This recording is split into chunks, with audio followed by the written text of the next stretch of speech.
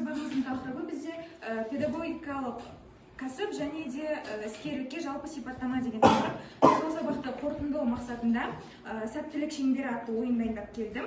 Қазір біз шеңберді айналдырамыз. Шеңберден кез келгендеріміздің аттары түсуі мүмкін. Және де мен сол адамға сұрақ қоямын.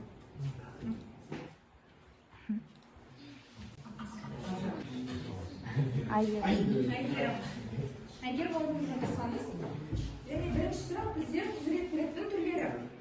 Құзыреттіліктің түрлері коммуникативтік, реттеушілік, операциялық, интеллектуалдық және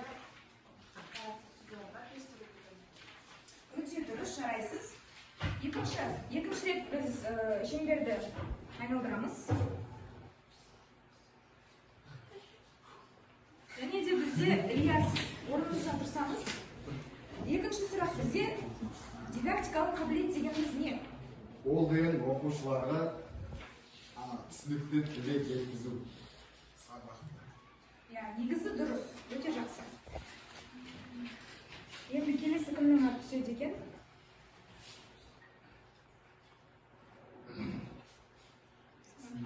Сымбат. Сымбат, сізге сұрақ, мұғалімнің маңызды кәсіби қасиеттеріне қандай қасиеттер жатады? Мұғалімнің кәсіби қасиеттеріне оның рухани мәдениеттілігі, оның сабақты жеткізе білуі, оқушымен жұмыс жасай білуі, оқушыдағы қасиеттерді тауып, соны ары қарай дамыта білу қасиеті деп есептеймін. Өте жақсы, сабақты өте жақсы меңгеріпсіз. Және де бізде келесі адам.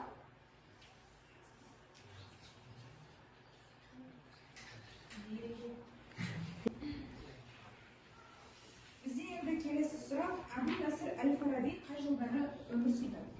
879 жылдары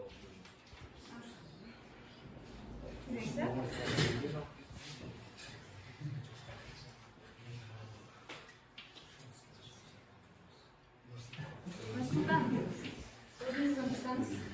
Нұрсұлтан, сізге сұрақ, Ажоповтың сөздігінде педагог жайлы не деп айтылған? Педагог жайлы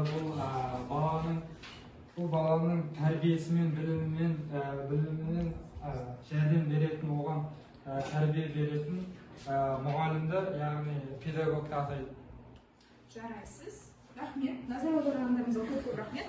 Осымен ойын аяқталды.